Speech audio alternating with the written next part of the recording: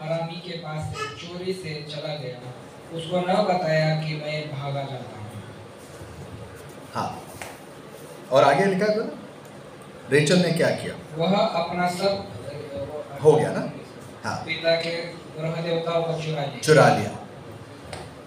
ये कहानी हम सब जानते हैं। याकूब के बड़े संघर्ष भरे जीवन के बाद, कई साल अपने खुद के ससुर के फंसाए जाने के बाद, एक दिन वो निर्णय लेता है कि मैं इस बंधन से अब छूटकर फिर से मेरे देश में जाऊंगा, जिस देश के विषय मेरे पिता अब्राहम को परमेश्वर ने बताया। और वो अपने परिवार को लेकर छुपके से वहां निकल जाता है, सालों के बंधन के बाद। और जब वो वहां से निकलता है तो लबान कहीं और गया था, 3 दिन की यात्रा दूर था। और उसे जब पता लगता है कि याकूब मुझे छोड़ के जा रहा है, तो पहले तो बड़े गुस्से में उसे पकड़कर वापस लाने की इच्छा से वो आता है। लेकिन रात को परमेश्वर उसे सपना देता और कहता है, ये मेरा दास है, इसे तू छूना मत, इसे तू छोड़ दे, उसको कुछ भी मत कह। लेकिन इसके बावजूद लबान याकूब के पास आता है और उसे ये तो बताता है कि देखो, मैं आया तो इसलिए था क्योंकि तू मुझे फंसा के जा रहा है, लेकिन परमेश्वर ने मुझे कहा तुझे कुछ मत करना। लेकिन एक बात बता, तुम मेरे घर की मूर्तियां, मेरे घर के दैवत क्यों चुरा के गया है? तुम मेरा जो है वो क्यों चुरा के गया है? और इसीलिए मैं आज हक से तेरे पास आया हूं कि मेरा जो है वो मुझे लौटा दे। और वहां याकूब को पता नहीं था कि उसकी पत्नी, जिससे वो बहुत प्रेम करता था, उसने खुद ये मूर्तियां चुराई थी। और वो अनजाने में ये कह देता है, अगर मेरे घर में कोई मिला जिसने ये मूर्तियां चुराई है तो उसको मौत की सजा दो। उसे खुद पता नहीं था कैसे, तो परमेश्वर के अनुग्रह से और रेचल की चतुराई से रेचल उस आफत से बच जाती है। लेकिन ये कहानी हमें एक बहुत ज़रूरी संदेश देती है। परमेश्वर शैतान को हमारे जीवन से दूर रखता है, शैतान को हमारे जीवन में आने का कोई अधिकार नहीं देता। लेकिन जब हम खुद से शैतान की चीज़ें चुरा कर अपने पास रखते हैं, जब हम उसकी चीज़ें संभाल के रखते हैं, ये सोचते हुए कि ये चीज़ें हमें अच्छी लगती है या हमारे लिए फ़ायदेमंद होगी, या फॉर व्हाटएवर रीज़न हम अपने पास वो चीज़ें रखते हैं, शैतान पूरे अधिकार से वापस आता है ये कहते हुए, देखो परमेश्वर ने कहा है तुम्हें मारना मत, तुम्हें छूना मत, लेकिन तूने मेरी चीज़ें क्यों छुपा कर रखी है? और अगर हम उन्हें छोड़ते नहीं तो शैतान को पूरा अधिकार मिलता है अपनी चीज़ें वापस लेने के लिए और हमें हमारे साथ जो करना है करने के लिए। आपको पता है, अक्सर मैं वो वचन पढ़ता हूँ, कई बार पढ़ता हूँ, आपको याद होना चाहिए जो यीशु मसीह ने कहा। जॉन चैप्टर 14 वर्स 30 में, यूहन्ना 14 और 30, यीशु मसीह क्रूस पर चढ़ाए जाने पर है और उसके चढ़ाए जाने के कुछ समय पहले आखिरी भोजन पर वो अपने शिष्यों से बात कर रहे हैं। और बात करते करते वो कहते हैं, देखो अब दुनिया का प्रधान आया है। शैतान वहाँ पर खुद आया था ये देखने के लिए कि अब प्रभु को एक आखिरी बार या एक और बार, उसे पता नहीं था आगे क्या होगा, एक और बार मुझे कोई मौका मिले इसको पकड़ने का, इसको फंसाने का। तो वो आता है कि यीशु के अंदर उसको कुछ मिलता है क्या, ताकि वो अधिकार जता सके। लेकिन यीशु से देखकर क्या कहते हैं, पढ़िए भाई। मैं अब से तुम्हारे साथ और बहुत बातें न करूंगा, क्योंकि इस संसार का सरदार आता है और मुझ में उसका कुछ नहीं है। क्या कहता है प्रभु? एक और बार पढ़िए भाई। क्योंकि इस संसार का सरदार आता है और मुझ में उसका कुछ नहीं है। इस संसार का सरदार आता है और मुझ में उसका कुछ भी नहीं। ये वाक्य कहने के योग्य हम सब होने चाहिए, हमारी प्रार्थना होनी चाहिए। यीशु मसीह शैतान को देख के डरते नहीं, यीशु मसीह शैतान को देख के घबराते नहीं। वो कहते हैं, देखो दुनिया का प्रधान आया है, मैं उसे देख सकता हूं, लेकिन मेरे अंदर उसका कुछ भी नहीं है। दोस्तों, आज प्रार्थना करेंगे हम लोग कि प्रभु हमें भी एक ऐसा जीवन दे जहां पर शैतान हमें भी देखकर कह सके, इसके अंदर मेरी कोई बात नहीं, इसके ऊपर मेरा कोई अधिकार नहीं। और हम उसे देखकर कह सके, शैतान तुझे मेरे जीवन में आने की कोई अनुमति नहीं, क्योंकि तेरा कुछ भी मेरे पास नहीं। थोड़े समय में मैं बताऊंगा कि जब शैतान अपनी चीज़ें जानबूझ के हमारे जीवन में रखता है तो हम उसे कैसे लौटा सकते हैं, इसका भी रास्ता प्रभु ने बताया।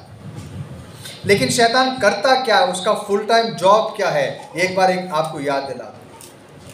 2 बार बाइबल में हमें ये दृश्य दिया गया है। पहली बार हमें ज़करयाह की किताब में, ज़करयाह उसका 3 अध्याय 1 और 2 वचन, ज़करयाह को प्रभु एक दर्शन देता है, और देखिए इस दर्शन में वो क्या देखता है। फिर उसने यहोशू महायाजक को यहोवा के दूत के सामने खड़ा हुआ मुझे दिखाया, और शैतान उसकी दाहिनी ओर उसका विरोध करने को खड़ा था। तब यहोवा ने शैतान से कहा, हे शैतान, यहोवा तुझको भुड़के, यहोवा जो यरूशलेम को अपना लेता है वही तुझे भुड़के। क्या यह आग से निकली हुई लुपटी सी नहीं है? उस समय यहोशू तो दूत के सामने मैला वस्त्र पहने हुए। पढ़ते जाइए ब्रदर, थोड़ा और आगे। तब दूत ने उनसे जो सामने खड़े थे कहा, इसके ये मैले वस्त्र उतारो। फिर उसने उससे कहा, देख, मैंने तेरा धर्म दूर किया और मैं तुझे सुंदर वस्त्र पहना देता हूँ। तब मैंने कहा, इसके सिर पर एक शुद्ध पगड़ी रखी जाए, और उन्होंने उसके सिर पर याजक के योग्य शुद्ध पगड़ी रखी और उसको वस्त्र पहनाए। उस समय यहोवा का दूत पास खड़ा रहा। तब यहोवा के दूत ने यहोशू से चिताकर कहा, सेनाओं का यहोवा तुझसे यूं कहता है, यदि तू मेरे मार्गों पर चले और जो कुछ मैंने तुझे सौंप दिया है उसकी रक्षा करे, तो मेरे भवन का न्यायी और मेरे आंगनों का रक्षक होगा, और मैं तुझको इनके बीच में आने जाने दूंगा। आमीन। ये दृश्य उस समय का है जब इजरायली लोग वापस अपने देश आ रहे थे। जरुब्बाबेल मंदिर बना रहा था, नेहमाया दीवारें बनाने के लिए आया था, एजरा भी वहाँ था, और उस समय उनका महायाजक जो याजक के घर से आया था वो था यहोशुआ। यहोशुआ वहाँ पर अपनी जिम्मेदारी, अब मंदिर बन गया, अब प्रीस्टहुड वापस रीइंस्टेट करने की का समय आया, वापस याजकगण की सेवा शुरू करने का समय आया। उस समय यहोशुआ वहाँ खड़ा है, लेकिन ज़करयाह आत्मा में क्या देखता है? आत्मा में ज़करयाह देखता है कि यहोशुआ परमेश्वर के दूत के सामने खड़ा। अक्सर परमेश्वर का दूत किसको दर्शाता है ओल्ड टेस्टामेंट में? प्रभु यीशु मसीह। That's Christ himself। और वहाँ पर प्रभु खड़े, and this is beautiful। ये आने वाले एक सच्चाई के, एक भविष्य में होने वाली सच्चाई का एक चित्र था। यीशु हमारे लिए क्या करेगा? तो यीशु के सामने यहोशुआ खड़ा है, लेकिन यहोशुआ के दाहिनी ओर कौन खड़ा है? शैतान। और वो क्या करता है? इसके ऊपर इल्जाम लगाता है, ये मेरा है, ये मेरा है, इसके ऊपर मेरा पूरा अधिकार है। और क्यों पता है? क्योंकि आगे जब यहोशुआ का दृश्य पूरी तरीके से दिया गया, यहोशुआ कैसे कपड़े पहने हुआ था? मैले कपड़े। मैले कपड़े हमारे जीवन के वो पाप है जो धुले नहीं है। उसके पाप उसके जीवन में बने हुए थे, इसलिए शैतान आके कहता है ये मेरा है। लेकिन प्रभु का अनुग्रह देखो, वहां पर प्रभु उसको कहता है, शैतान को, शैतान प्रभु तुझे हड़के। अब ये यीशु मसीह अपनी प्रीस्टली सेवकाई में खड़ा है, इसके लिए वो इस प्रकार की भाषा इस्तेमाल करता है। प्रभु तुझे हड़के लिखा ना, क्या लिखा? रिब्यूक यू इंग्लिश में लिखा, तुझे डांटे, तू उसे नहीं छू सकता, क्योंकि इसके मैले कपड़े अब मैं निकालने वाला हूं, और इसको मैं क्या देने वाला हूं? श्वेत वस्त्र। इनफैक्ट इसी का एक पैरेलल विजन हमें रेवलेशन में मिलता है। रेवलेशन में सैतान को क्या बुलाया गया है? द अक्यूजर ऑफ द ब्रदरिन, भाइयों पर दोष लगाने वाला। ये उसका फुल टाइम जॉब है। और जितनी ईमानदारी से हम प्रभु की सेवा नहीं कर पाते, उतनी ईमानदारी से वो अपना काम करता है।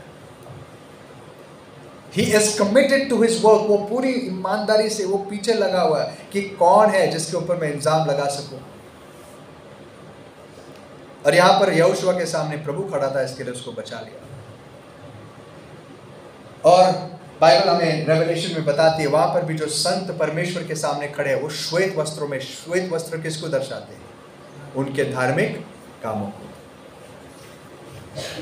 ऐसा ही एक और दृश्य में दिखाई देता है न्यू टेस्टामेंट में, जब यीशु मसीह अपने शिष्यों के साथ खड़े हैं। और आपको पता है शिष्यों के साथ अभी अभी शिष्य यीशु के पीछे आ रहे थे। यीशु उनको बताता है वो किस प्रकार से मारे जाने वाले। और उसके तुरंत बाद यीशु आगे चलते, शिष्य पीछे, उनके बीच में बहस होती है। क्या बहस होती है? हाँ, हम में से बड़ा कौन है? और यीशु मसीह पीछे मुड़कर जब शिष्यों को देखते हैं, वो पतरस से बात करते हैं, लेकिन सबसे, मतलब पतरस को एड्रेस करते हैं, लेकिन सबसे बात करें। कहते हैं, पतरस, शैतान तुम सबको मांग रहा है। Satan has asked for you all, but I have prayed for you. शैतान ने तुम सबको मांगा है, लेकिन मैंने तुम्हारे लिए प्रार्थना की। मैं उस प्रभु की कितनी ही भी धन्यवाद दूं, कितना भी उसका शुक्रिया अदा करूं, कम है दोस्तों। आपको यकीन नहीं होगा, आपको पता भी नहीं है यीशु हमारे लिए आज भी क्या करता है। कितने लोग इसके लिए धन्यवादित हैं कि हमारा प्रभु हमारे लिए खड़ा है। ये तो हम कब के पिस चुके होते। तुम सबको मांगा है ताकि वो तुम्हारे साथ क्या करे? गेहूं के जैसे तुम्हें पीस दे। गिरनी में देखा है कभी? कितने लोग गिरनी गए हैं? आज कम होता है ना गिरनी जाना, आज रेडीमेड मिलता है। बचपन में अक्सर जाता था, अभी भी लोग जाते गिरनी में। क्या करते हैं डालने के लिए? आटा बनाने के लिए क्या डालते? यहाँ से गेहूं जाता है, उस साइड से क्या निकलता है? बिल्कुल हल्का सा पाउडर निकलता है, उसको पीस के निकाल देते हैं। ये गिरनी का काम है। प्रभु कहता है शैतान तुम्हारे साथ वही करना चाहता है, तुम्हें पीस दे। शैतान किसी पर दया नहीं करता। अगर शैतान किसी को तोहफे देता है, वो इसलिए नहीं देता क्योंकि वो उससे प्रेम करता है। वो तोहफे इसलिए देता है ताकि वो तोहफे एक्सेप्ट करके उस इंसान को अपना बनाकर उसके साथ जो करना है वो कर ले। कितने लोग हैं आज जिन्होंने अपने जीवन शैतान के हवाले करते फॉर टेम्पररी गेन, कुछ कॉम्प्रोमाइज़ करके, थोड़े से पापों के लिए, थोड़े से प्लेजर्स के लिए अपना जीवन सौंप दिया। चलो थोड़ा फ़ायदा हो रहा है, थोड़ा अनैतिकता से पैसा कमा लिया, थोड़ी सी हमारी हवस मिट गई, या जो भी है वो पाप के थोड़े से समय के लाभ के लिए अपना जीवन उसके हवाले कर देते हैं। और उन्हें लगता है बहुत कुछ उन्होंने हासिल किया। It's a great pleasure. उस रेचल की मूर्तियों जैसा, रेचल के सोने की मूर्तियाँ थी शायद से, उसको बड़ी लालच हुई कि यार ये बड़ी सुंदर लग रही है। उसको पता नहीं था ये उसकी मौत का कारण बनेगी। बच गई उस दिन। अगर पकड़ी जाती, अगर पाप सामने आता तो मृत्यु। शैतान किसी को भी कुछ देता है ना दोस्तों, इसलिए नहीं देता है ताकि उसको वो आशीष दे, उसको खुश रखे। शैतान भी बहुत सारी चीज़ें देता है, लेकिन हर एक शैतान की चीज़ याद रखो उसके साथ एक आफत लेके आती है। कभी भी पैसा कमाते हो बेईमानी से मत कमाना। कभी भी जिंदगी में झूठ का सहारा मत लेना। कभी भी अपने जीवन में कपट मत रखना। किसी के खिलाफ किसी प्रकार की कड़वाहट मत रखना। ये हर चीज़ शैतान की दौलत है, ये सब उसकी चीज़ें हैं। कभी भी अपने जीवन में वो चीज़ें मत रखना जिसको शैतान आके कह सके ये मेरा है, वो तुम्हें पीस देगा। शैतान ने तुम्हें मांगा है ताकि तुम्हें पीस दे, लेकिन मैंने क्या किया है? तुम्हारे लिए प्रार्थना की है कि तुम्हारा विश्वास न डगमगाए। प्रभु ने ये नहीं कहा कि तुम्हें कुछ भी नहीं होगा। प्रभु ने ये कहा ठीक है तुम्हारा विश्वास नहीं डगमगेगा, लेकिन थोड़ी सी तकलीफ ज़रूर होगी, तुम्हें भी कुछ ट्रेनिंग से जाना पड़ेगा। वो ट्रेनिंग क्या थी आगे पता चल गया। सारे के सारे शिष्य डर के मारे भाग के, पता नहीं कितना उनके जीवन में वो डर छाया हुआ था। दे वर नॉट रेडी, क्योंकि यीशु मसीह के क्रूस पे जाने के एक दिन पहले वो इस बात पर लड़ रहे थे कि हम में से कौन बड़ा है। जब यीशु सामने से कह रहा है मुझे मारा जाएगा, उनको परवाह नहीं है। उनको ये पड़ी है कि हम में से कौन बड़ा है। अनफॉर्चुनेट। सो शैतान की चीज़ें अपने पास बिल्कुल मत रखना। वो अधिकार जताने आता है। प्रार्थना ये करना कि हम भी कह सके कि प्रभु, या हम कह सके शैतान तेरा हमारे जीवन में कुछ भी नहीं है। There is nothing in our life that belongs to you. दोस्तों कई बार हम अपने जीवन में शैतान को सिर्फ जगह नहीं देते, उसको इनवाइट करते। In fact I think in Ephesians 4:19, if I'm not wrong, but if Ephesians 4:19,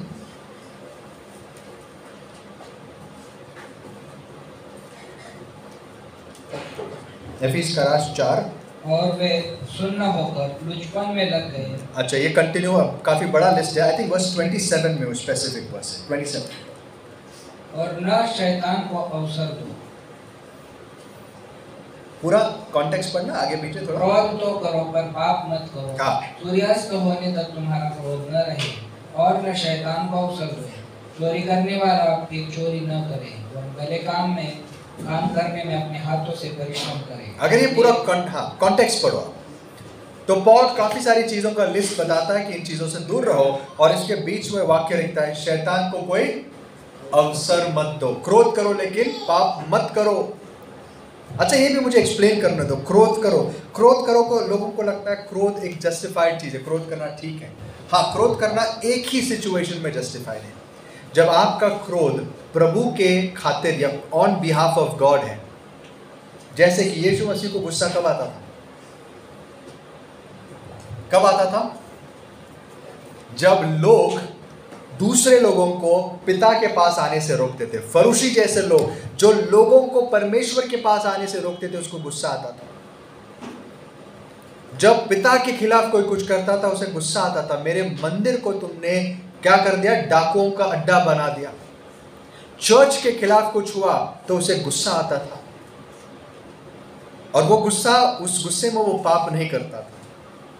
लेकिन उस गुस्से को छोड़ के बाकी हर प्रकार का गुस्सा, मे बी एक्सेप्शंस है 1 और 2, जब हम बच्चों पर गुस्सा करते हैं दैट्स स्टिल एक्सेप्शंस, क्योंकि वो करेक्टिव होता है। लेकिन ऐसे कुछ चीजें हैं जिसको छोड़कर अगर हम गुस्सा करें तो वो गुस्सा जायज नहीं है। पॉल कहता है गुस्सा करो लेकिन पाप मत करो, शैतान को अवसर मत दो। जब हम गुस्से में रहते हैं, हम क्रोध में, हमारे अंदर बिटरनेस होती है, अक्षमा होती है, आपके घर में शैतान बिल्कुल बेझिझक आकर जो चाहे वो कर सकता है। कई बार आप देखते हो कि सडनली सिचुएशन नॉर्मल है और उस सिचुएशन पूरी तरीके से बिगड़ जाती है। इसको आइडेंटिफाई करना जान लो, दिस इज नॉट नॉर्मल। कई बार लोग अपना आपा खो देते हैं, इट इज नॉट नॉर्मल। एक इंसान आपा कब खो देता है? जब कोई और उसे कंट्रोल करने लगता है। वो ऐसी कुछ चीज़ें कह देते हैं जो कभी कहनी नहीं चाहिए, और बाद में पछताते हैं। क्यों बाद में पछताते हैं? क्योंकि उस समय उनको कौन चला रहा था। इसीलिए पॉल कहता है शैतान को पैर रखने की भी जगह मत दो, शैतान को अवसर मत दो। Don't give the devil an opportunity. क्यों? क्योंकि जब वो अवसर मांगता है, वो लेता है ना, वो सिर्फ हाई बाई करने के लिए नहीं आता है। चोर क्यों आता है? चोरी करने, डाका डालने, हत्या करने। The enemy comes to, the thief comes to kill, steal, kill and destroy. और दोस्तों एक इंसान काफी होता है घर में दरवाजा खोलने के लिए। कितने चाहिए? एक। उसके साथ बाकी सब पिट जाते हैं, चाहे उस घर में कितने धार्मिक लोग क्यों ना। Yes, there is a restriction, लेकिन एक काफी है शैतान के लिए। एक एग्जाम्पल देता हूं। सबसे पहला शहर जहां पर प्रभु ने इजरायलियों को लेकर गया और वहां पर उनको कहा आज से कनान के देश में तुम यहां से प्रवेश करोगे, कौन सा देश, कौन सा शहर था वो? यरीको शहर। यरीको शहर में जाने के पहले प्रभु ने क्या आज्ञा दी उनको? ये पूरे शहर को अब मैं तुम्हारे हवाले करूंगा, सब कुछ जला दो, उनका कुछ भी मत रखो, इनकी कोई भी चीज तुम अपने पास रखोगे नहीं, सब जला दोगे। और उस पूरे बैटल में प्रभु अद्भुत तरीके से उन्हें विक्ट्री देता है। वो सारे लोगों को, दुश्मनों को मार कर उनकी चीजें लूट लेते हैं, और 99.99% लोग उस आज्ञा को मानते हैं। सारे लोगों ने आज्ञा मानी, सब कुछ जला दिया सिवाय एक बेवकूफ। क्या नाम था उसका? अकान। गलती से भी अपने बच्चे का नाम अकान मत रखो, किसी को भी फ्यूचर में नाम। कोई लोग बाइबल के नाम देखते, लिस्ट देखते, लेकिन ये भी देखते ना भाई कौन था। तो ऐसे अजीब से किसी ने जेजेबेल भी नाम रख दिया, ऐसे मत करो। अकान था एक इंसान जिसने क्या किया, इसने देखा कि उसके सामने सोने का शायद एक ईंट था। अब कौन टेम्प्ट नहीं होगा ना, सोने का ईंट होगा, बिस्किट था या क्या था पता नहीं, बैंजनी कपड़े, हमारे लिए कपड़े बहुत ऑर्डिनरी आजकल, बट उस समय बैंजनी कलर्ड कपड़े बहुत महंगे होते थे। उसने क्या सोच लिया, 2-4 एक रख देता हूँ, और उसने ठीक से बिल्कुल सफाई से लेकर गया, किसी ने देखा नहीं, इतने सफाई से काम किया उसने, और उसने जाके अपने टेंट में उसको छुपा लिया। किसी को पता नहीं, everything looks normal on the outside, बाहर क्या लिखता है, सब ठीक है, और सब चुप बैठते हैं। अगले बैटल में इतना ओवर कॉन्फिडेंस है, जोशुआ कहता है यार ये तो थोड़े ही लोग हैं, काम करो, 3-4 हज़ार लेके जाओ, हज़ारों लाखों लोग थे उनके पास, 3-4 हज़ार से काम चल जाएगा, जाओ इनको मार के आ जाओ। कौन सा शहर था वो, आई, उस समय का आई में, वो आई में चले गए, और जैसे ही जाते हैं उसको लूटने के लिए, क्या होता है, बिट के वापस आते हैं, कुछ लोग मर जाते हैं। जरा सोचना, अब यहोशुआ परेशान है। यहोशुआ कहता है प्रभु आपने तो प्रॉमिस किया था कि जहां जहां तू जाएगा तुझे सक्सेस दूंगा, तुझे तेरे सामने कोई टिक नहीं सकेगा, और ये सब, वो रोने लगता है, प्रभु कैसे हो गया। और प्रभु कहता है तू रोता क्यों, जरा जाके देख तुम्हारे लोगों के बीच में किसी ने क्या किया है। प्रभु भी बताता नहीं है, तो फिर उनको चिट्ठियाँ डालनी पड़ती है, और ये पूरे प्रोसेस में काफ़ी टाइम चिट्ठियाँ डाली, ये फैमिली, सारे फैमिलीज़ के नाम चिट्ठियाँ डाली, ये फैमिली आया। ज़रा सोचिए, अकान बैठा हुआ है, इंतज़ार कर रहा है, अब अरे मेरे फैमिली का नाम आ गया, मेरे गोत्र का नाम आ गया, फिर फैमिली का नाम आ गया, फिर उसके बाद उसके नामों की चिट्ठी डाली, उसमें अकान का नाम आ गया। और यहोशुआ बड़े प्यार से उसको बोला बेटा इधर आ, क्या किया ज़रा बता, सच सच बता। तो अकान बोलता है देख मैंने ऐसे ऐसे किया। फिर यहोशुआ जो गुस्सा होता है, प्रभु उसको कहता है इसको बख्श मत। क्या होता है, अकान को क्या करते हैं लोग, हाँ, सारे लोग मिलके प्रभु ने कहा इसको मार दो। I mean it's quite a story. हमें लगता है कि यार इतनी क्रूरता क्यों नहीं, ये हमें बहुत इंपॉर्टेंट प्रिंसिपल समझाता है। आपको पता है इंग्लिश में कहावत है, a chain is the strongest at its weakest link. एक चेन की ताकत, सबसे ज़्यादा ताकत अगर चेन की कहाँ है, कहाँ मालूम पड़ता है, उसके सबसे कमज़ोर कड़ी में है। चाहे बाकी कड़ियाँ इतनी मोटी मोटी क्यों ना हो, उसमें एक कड़ी रहेगी जो बिल्कुल पतली है, चेन की ताकत उधर ही है, मतलब वो मैक्सिमम स्ट्रेंथ है हमारी। चाहे बाकी कड़ियाँ कितनी स्ट्रॉन्ग क्यों ना हो, वो एक कड़ी अगर कमज़ोर है चेन टूट जाएगी। ये हाल होता है परिवारों का, यही हाल होता है कलीसिया का, क्योंकि हम जुड़े हुए हैं। शैतान को घुसने के लिए एक इंसान चाहिए बस, और इसलिए हमें चिंता करनी चाहिए एक दूसरे की, हमें एक दूसरे को संभालना, मजबूत बनाने की चिंता होनी चाहिए। कोई विश्वासी नहीं कह सकता मैं और मेरा प्रभु, ऐसा कोई नहीं जी सकता, क्योंकि जहां हम दूसरों के साथ जुड़े हैं, हमारी ताकत, हमारी आशीष, सब कुछ एक दूसरे पर निर्भर है। इट टेक्स वन, एक इंसान काफी है। अकान ने जो किया उसके खातिर कितने लोगों की जान गई, और जब तक उसको सजा नहीं हुई आगे नहीं बढ़ सके। सो ये सिद्धांत हमें याद रखना जरूरी है। कौन हमारे घर में हमें संभालना है, हमारे जीवनों में संभालना है कि हम शैतान को इनवाइट न करें। इसलिए बाइबल कहते हैं विश्वासी और अविश्वासी का नाता नहीं हो सकता। क्यों बताइए, क्या एक विश्वासी एक अविश्वासी के साथ शादी कर सकता है? नहीं कर सकता, क्योंकि विश्वासी चाहे जितना भी विश्वास में हो, अविश्वासी किसको बुलाएगा अपने घर में? उसके द्वारा किसको अधिकार मिलेगा उस घर में? शैतान को। चाहे वो कितना अच्छा इंसान क्यों ना हो, शैतान वहां आके कहेगा ये मेरा घर है। चाहे आप जितना विश्वास में, आपका सब विश्वास नष्ट हो जाएगा, you can not be successful. चाहे वो बिजनेस पार्टनरशिप हो, चाहे वो दुनिया की दोस्ती हो, आपको बहुत संभाल के रहना, आप किसके साथ जुड़े हुए हो। सो ये चीजें हमें सावधान से परखनी चाहिए। सॉल ने वही काम किया। सॉल, प्रभु कहता है इस देश में जा, अगाग नाम के राजा को मारते, उसकी सारी चीजें नष्ट कर, दुष्ट लोग हैं। सॉल क्या करता है? उसकी अच्छी अच्छी चीजें अपने लिए रख लेता है, और कहता है नहीं तो प्रभु के लिए रखा। प्रभु को वो चीजें नहीं चाहिए, is not interested in those things. और उसके खातिर सौल अपनी ज़िंदगी खो देता है, अपना राज्य खो देता है। सो ये हमारे लिए सिद्धांत याद रखना ज़रूरी है। जो शैतान का है सबसे पहले अपने पास मत रखो, लेकिन कई बार शैतान आके प्लांट कर देता है चीज़ें। आपको पता है प्लांटिंग क्या होता है ना? आपके घर में आके वो क्या करेगा, चीज़ें छोड़ के चले जाएगा। कैसे? उसके लिए मुझे आपको एक ओल्ड टेस्टामेंट एग्जाम्पल देना पड़ेगा। It's very powerful. आइए देखते हैं, ये एग्जाम्पल हमें मिलता है लेविटिकस उसके 16 अध्याय में। लेवियों की किताब उसका 16 अध्याय 21 और 22 वचन पढ़ेंगे। लेवी 16, 21 और 22। और हारून अपने दोनों हाथों को जीवित बकरे पर रखकर इस्राएलियों के सब अधर्म के कामों और उनके सब अपराधों निदान उनके सारे पापों को अंगीकार करे और उनको बकरे के सिर पर धरकर उसको किसी मनुष्य के हाथ जो इस काम के लिए तैयार हो जंगल में भेज के छुड़वा दे, और वह बकरा उनके सब अधर्मों के काम को अपने ऊपर लादे हुए किसी निराले देश में उठा ले जाएगा, इसलिए वह मनुष्य उस बकरे को जंगल में छोड़ दे। अब ये बहुत ही विचित्र दिखने वाला एक विधि थी पुराने नियम में। इसको इंग्लिश में कहते हैं स्केप गोट।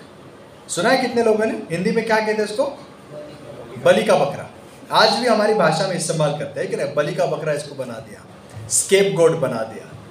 ये स्केप गोट का कॉन्सेप्ट क्या है? बहुत ही अद्भुत विचित्र कॉन्सेप्ट है, लेकिन पावरफुल है।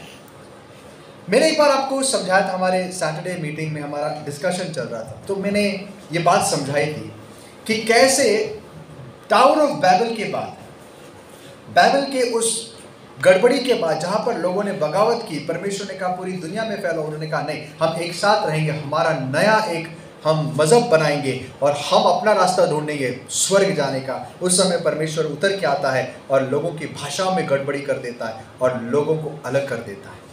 उसके बाद परमेश्वर फिर क्रोधित होता है और अनुवाद 32 और 8 के अनुसार मैंने ये बात समझाई थी कि प्रभु कहता है अब मैं मनुष्य को दूतों के हवाले करूँगा।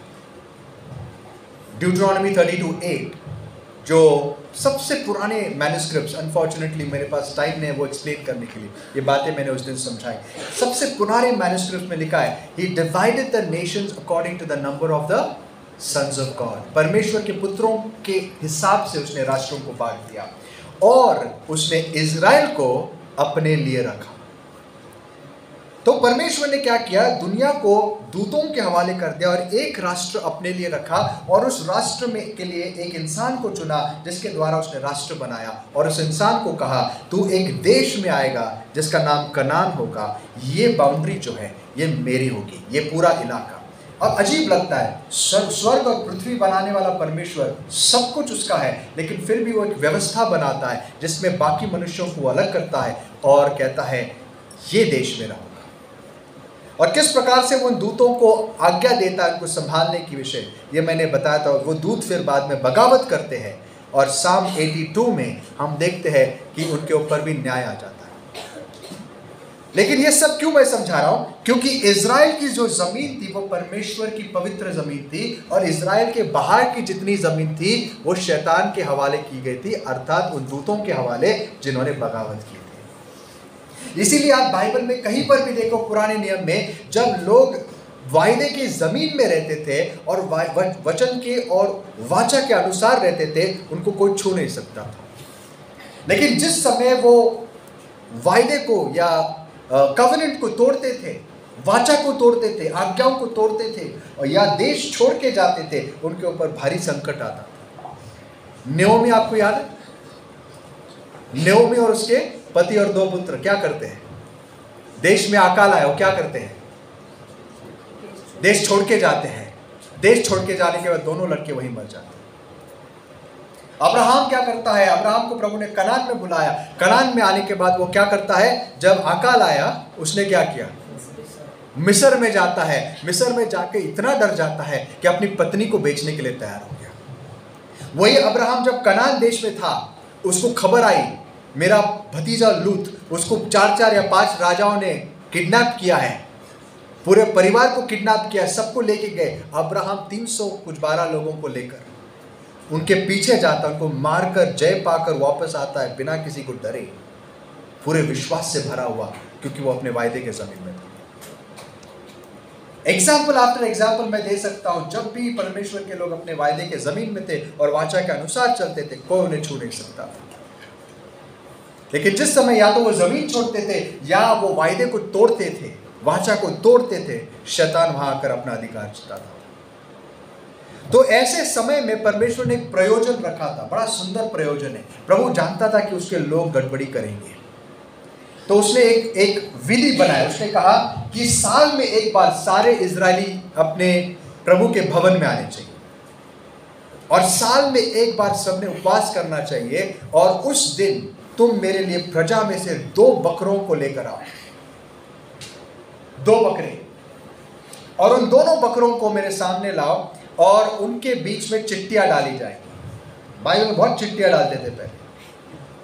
चिट्ठी डाली जाएगी, एक बकरा यहोवा के लिए होगा और दूसरा बकरा, every translation says, English Hindi, scapegoat, या कहते हैं किसके लिए लिखा है, बलि का बकरा ना।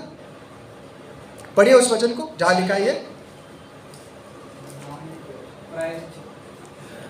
जिस एक बकरा किसके लिए होगा। और जब वह पवित्र स्थान और मिलाप वाले तंबू और वेदी के लिए प्रायश्चित कर चुके, हाँ, तो जीवित बकरे को आगे ले आए। जीवित बकरा, हाँ। और हारून अपने दोनों हाथों को जीवित बकरे पर रखकर इसराइलियों के सब अधर्म के काम और उनके सब अपराधों निदान उसके सारे पापों का अंगीकार करे, और उनको बकरे के सिर पर धर कर उसको किसी मनुष्य के हाथ जो इस काम के लिए तैयार हो जंगल में भेज। ठीक है, ये इस बकरे का जो डिस्क्रिप्शन है ना, ये इधर लिखा हुआ है। Tell you where it is, okay. Genesis 16:10 में लिखा है। 10 में उसका जो वाक्य है, लेट्स रीड इट देयर, 10 में।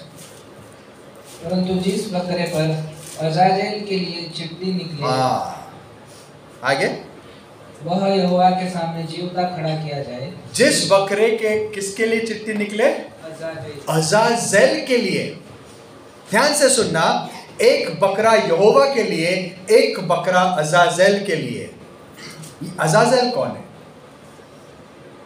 एक बकरा यहोवा के लिए और एक बकरा अजाजेल के लिए होगा। अब इंटरेस्टिंग बात यह है कि अजाजेल, ये शब्द ऐसे भी ट्रांसलेट होता है, इट कम्स फ्रॉम 2 वर्ड्स, अजाजेल, बकरी जो छोड़ी गई, द गोट दैट एस्केप्स। लेकिन अजाजेल एक नाम भी है, और Azazel according to some books जो जूस रेफर करते थे, हमारे बाइबल में नहीं है लेकिन बुक ऑफ जुबलीज या इनॉक, इन किताबों में अजाजेल नाम के एक व्यक्ति को रेफर किया गया है। और आपको पता है वो कौन है? शैतान की टीम का एक मेंबर है, one of the fallen angels. So अब आप इस कॉन्टेक्स्ट को समझिए। एक बकरा किसके लिए है? यहोवा के लिए, और दूसरा बकरा किसके लिए है? अजाजेल के लिए। जो बकरा यहोवा का है उसके लिए क्या करते थे? उसको बलिदान करके उससे प्रायश्चित किया जाता, उसके लहू से प्रायश्चित किया जाता था, महापवित्र स्थान में उसका लहू छिड़का जाता था। और जो बकरा अजाजेल का है उसके साथ क्या करते थे? हारून आके दोनों हाथ उसके ऊपर रखता था और सारे इजराइल के पापों को उसके ऊपर कन्फेस करता था। जो पाप किए वो गिनता था, मतलब वो शायद अभी इंडिविजुअली नहीं करता होगा, लेकिन जितने पाप है वो सारे कन्फेस करता, प्रभु हमने ये किया, हमने वो किया। ऐसे पब्लिक कन्फेशन अक्सर होते थे। तो ये किया, हमने हत्याएं की, हमने ये किया, सारा उसके ऊपर रखा जाता था। और उस बकरे को लेकर कहाँ लेकर जाते थे? जंगल में। अक्सर जंगल किसको दर्शाता है? जंगल में कौन मिलता है? विल्डरनेस में कौन रहता है? अजाजेल। यीशु मसीह को आत्मा कहां लेके गया परीक्षा के लिए? In the wilderness. इजरायलियों की परीक्षा कहां हुई? In the wilderness. क्योंकि कनान परमेश्वर का है, बाकी सारी जगह जिसको ये विल्डरनेस दर्शाता है वो शैतान के हवाले है। सो ये सारे पाप इसके ऊपर लाद कर उसको कहां भेजते थे? शैतान के पास। शैतान, ये सब तेरा है, तेरी अमानत, तो ये संभाल। आई थिंक एक इस पे ऊपर मैं कमेंट्री पढ़ा, बहुत ही सुंदर थी। Sin is not just a transaction. पाप सिर्फ एक क्रिया नहीं, पाप कुछ ऐसी चीज है जैसे कि न्यूक्लियर वेस्ट, कितने लोग न्यूक्लियर वेस्ट जानते हैं क्या? जहाँ पर न्यूक्लियर परमाणु चीज़ें बनती है ना, बहुत डेंजरस होता है। मानो एक रिएक्टर है, वहाँ एक लीकेज हुआ समझो न्यूक्लियर का, या किसी प्रकार का पॉइजन बड़ी मात्रा में लीक हो रहा है, तो हमें क्या करना पड़ेगा? जो उसको निकालने जाते क्या करते? पूरा प्रोटेक्शन लेके जाते। जैसे हारून उस मंदिर में प्रोटेक्शन अपने लिए बलिदान करके सब करके तैयार करके जाता है, ऐसे नहीं जा सकता। वो पूरा प्रोटेक्शन लेके जाते हैं और फिर उस पॉइजन को कैसे अगर वो सील करते हैं, वो ऐसे उसको हैंडल करके किसी के हाथ में नहीं फेंक सकते, बहुत केयरफुली जाना पड़ता है। So sin is like that, sin is nuclear waste. और शैतान भी उसको हैंडल करना नहीं चाहता। जो पॉइजन उसने बोया है उस खुद नहीं चाहता। प्रभु कहता है सारा पॉइजन लेके मैं अब तेरे सर पे फोड़ने वाला हूं। So it's sent back to him.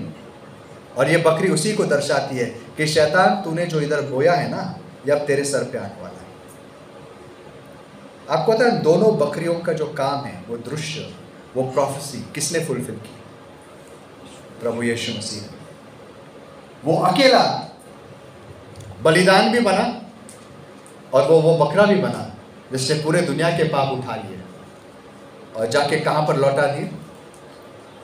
फिर से शैतान के पास, अधोलोक में जाकर उसने कहा शैतान अब ये तेरी जो अमानत है अब तेरे ऊपर आने वाली है।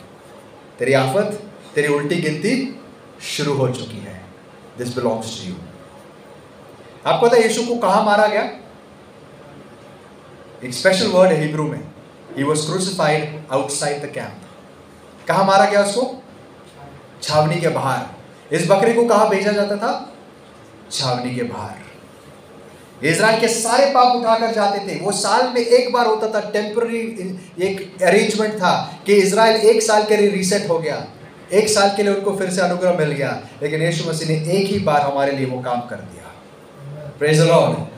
वो सारे हमारे पाप लेकर फिर से जाता है और शैतान को कहता है शैतान तूने जितना भी मनुष्य के बीच में बोया ना, मेरे लोगों के बीच, अब ये सब तेरे पास आने वाला है। शैतान जानता है वो जितना कड़वाहट या जितना पाप हमारे बीच में लेकर आता है उतना ही उसके सर के ऊपर वो वापस जाने वाला है।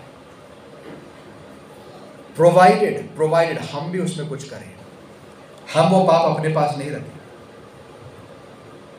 अगर हम वो पाप अपने पास रखते हैं फिर वो उसके पास नहीं जाएगा।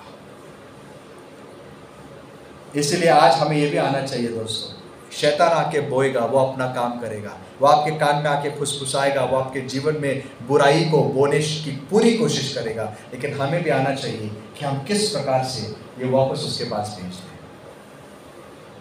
आपको पता है इस स्टोरी में एक और बहुत पावरफुल चीज़ है, it's the power of confession. कभी सोचा है एक बकरे के सर पे हाथ रखने से, दो हाथ रखने से और प्रार्थना करने से, कन्फेस करने से इजराइल को एक पूरा साल अनुग्रह मिलता था। There is power in confession. जिस दिन हम अपने पापों को कबूल करते हैं दोस्तों, शैतान कांपने लगता है, उसको पता है अब ये मेरे पास वापस आने वाला है। लेकिन जिस दिन जब तक हम अपने पापों को कबूल नहीं करते, वो किसके सर पे बने रहते?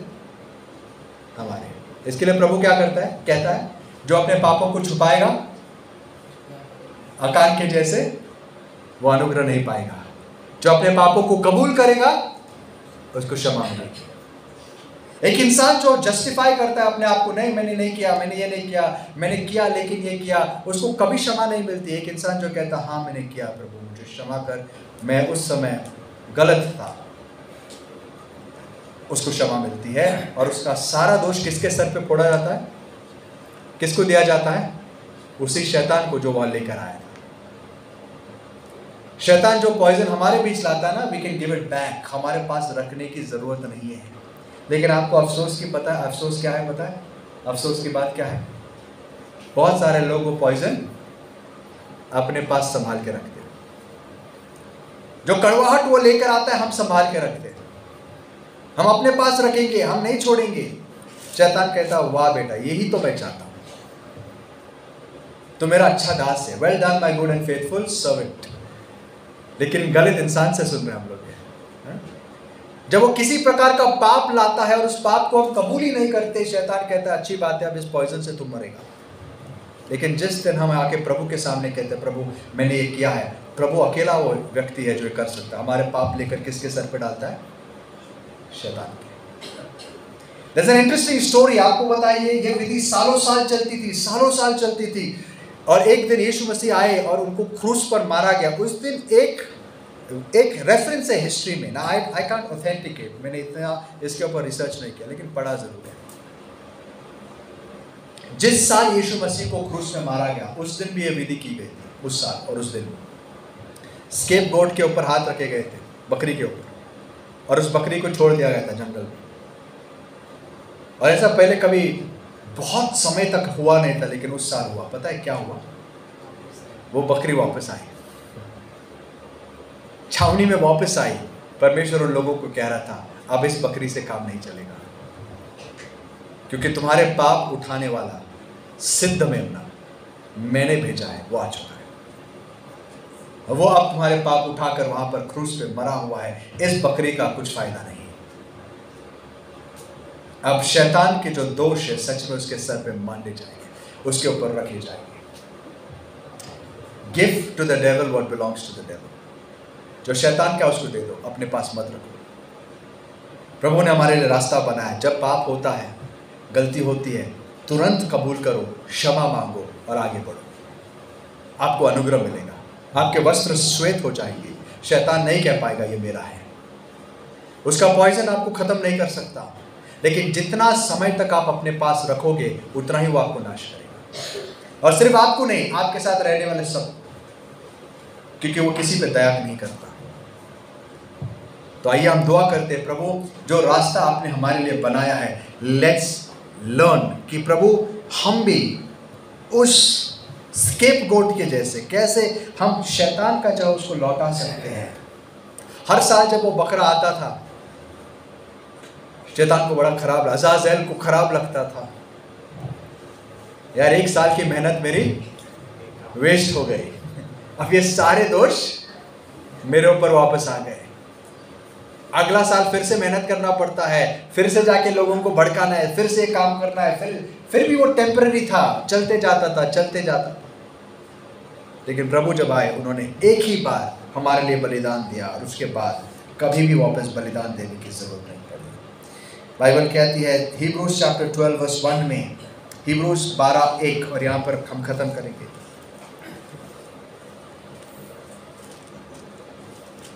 इस कारण जबकि गवाहों का ऐसा बड़ा बादल हमको घेरे हुए है, तो आओ हर एक रोकने वाली वस्तु और उलझाने वाले पाप को दूर करके वह दौड़ जिसमें हमें दौड़ना है, धीरज से दौड़े।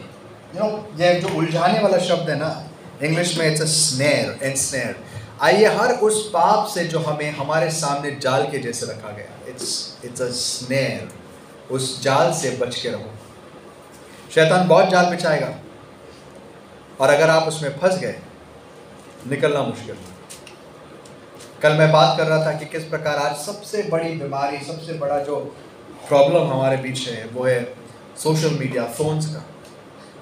इट्स अ स्नेयर, हमारे बीच में जाल है ये, जो सबसे ताकतवर आज हथियार बन गया है शैतान का, हर इंसान को फंसाने के लिए। अच्छे से अच्छे लोग इसमें इतनी बुरी तरीके से फंस गए, निकलना मुश्किल है, नामुमकिन है ऑलमोस्ट। It's an addiction. और उसके द्वारा शैतान क्या कुछ हमारे मनों में नहीं बोता, आप यकीन नहीं कर सकते। आपको लगता है तो बड़ी इनोसेंट सी चीज़ है।